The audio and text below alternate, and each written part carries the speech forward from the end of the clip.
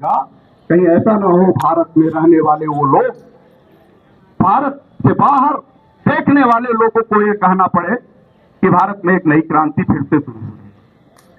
हम कोई क्रांति नहीं चाहते, लेकिन पढ़े लिखे लोग के साथ परिवार चलाने वाले लोग अगर सामने देख रहे हैं मेरा बच्चा मर रहा है पैसे के अभाव में, हमारी बिटिया की शादी नहीं हो रही है पैसे के अभाव में, हमारे यहाँ पे तमाम हमारे घरों पे बैठ के हमारी माँ बहन बेटियों को गाली दे रहे हैं सिर्फ इस नाते कि हमने किसी कंपनी में पैसा लगवा दिया था और वो कंपनी फ्रॉड करके निकल गई और तुम अंकुश नहीं लगा पा रहे हो, तो बर्दाश्त अब नहीं करेंगे।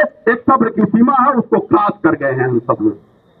आने वाले दिनों में हम सब आपको आपके साथ खड़े होने पे विवश करेंगे और सरकारों को जवाब देते नहीं बनेगा, कोर्ट को जवाब देते नहीं बनेगा।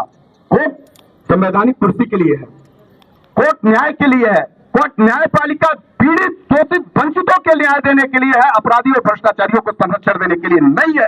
अगर वो करती है तो कोर्ट भारत की संवैधानिक व्यवस्था में नहीं आती, हम उसको नहीं मानते सुप्रीम कोर्ट को, जो अपराधियों को सजा देने के बजाय अपराधियों को क्लीन चिट देने की तैयारी बना रही है, नहीं मानते हम उसको।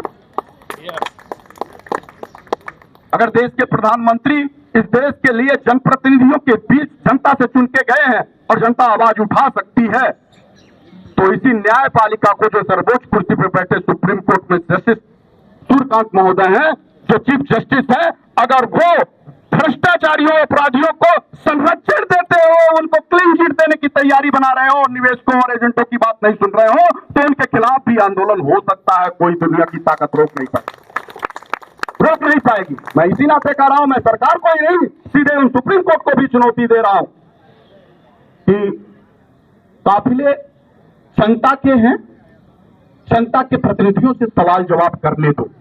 न्याय की कुर्सी पे बैठे हो तो न्याय में शोषित पीड़ित वंचितों को न्याय दिलाने की कोशिश करो और उनकी तरफ अपने कलम चलाओ, ताकि जनता का विश्वास न्याय पे बना रहे। जब पूंजीवाद, अपराधवाद, भ्रष्टाचारी, बलात्कारियों को प्रेजेंटेशन करते हुए निर्णय देने के काम करोगे, तमाम पीड़ित शोषित वंचितों को की जगह दूसरे ऐसे पूंजीपतियों को लाभ देने हुए उनको उनके पक्ष में समझौता करते हुए लगातार कितने दिनों से रस्सी फेंक रही है सहारा को सुप्रीम कोर्ट, कितने दिनों से। ये रस्सी तो किसी गरीब आदमी के लिए नहीं फेंकती, कितने मौके दे रही है, क्यों दे रही है? लगता है क्या कुछ पैसा दिया है क्या सुप्रीम कोर्ट को? चीफ जस्टिस से लेकर के तमाम न्यायिक प्रणाली में बैठे तमाम चीफ जस्टिस में जो उसके केस को हैंडल कर रहे हैं, कितना रुपया पा गए हैं? क्यों लंबी रस्सी दे रही है? अपने ही कंटेम्प्ट पिटीशन को फॉलो नहीं करा पा रही है 15 साल से। कैसी सुप्रीम कोर्ट है ये?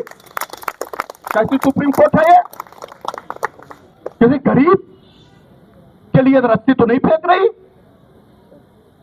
रस्सी फेंकना हो तो इन गरीबों के लिए फेंको। लगभग 5 साल, लगभग 4 साल से हो गया, हम लोगों ने 7 फाइलें लगाई हैं। अरे गरीबों की है यार, सुनो ना। फैसला देना हो तो उसी के पक्ष में दे दो, लेकिन सुनो तो, आरोप पार तो करो। अरे इस फैसले को 14 साल हो गए, तुम अपना कंटेम्प्ट पिटीशन यानी सुप्रीम कोर्ट की अवहेलना को भी अपने ऊपर लेकर के रस्सी फेंक रहे हो। कैसी सुप्रीम कोर्ट है तुम्हारी? तुम्हारे में वो ताकत ही नहीं है, रही नहीं गई है वो सुप्रीम कोर्ट। कितनी रस्सी फेंकोगे तुम? और गई है सुप्रीम कोर्ट में फाइलें, एक बार सुन तो लो और उससे अगर नाम कब चलाना हो तो चला दो। कह दो इस देश के निवेशकों को पैसा नहीं देंगे, हमको कोई मतलब नहीं होगा, हम मान लेंगे कि हमारे लिए सुप्रीम कोर्ट नहीं है। क्यों फंसाए बैठो? लगातार लोग चिल के मर रहे हैं, लगातार लोग फांसियां चढ़ा रहे हैं, आत्महत्या कर रहे हैं, उनके परिवार के लोगों की जाने जा रही है। 10,000 से ज्यादा लोगों ने आत्महत्याएं कर ली है।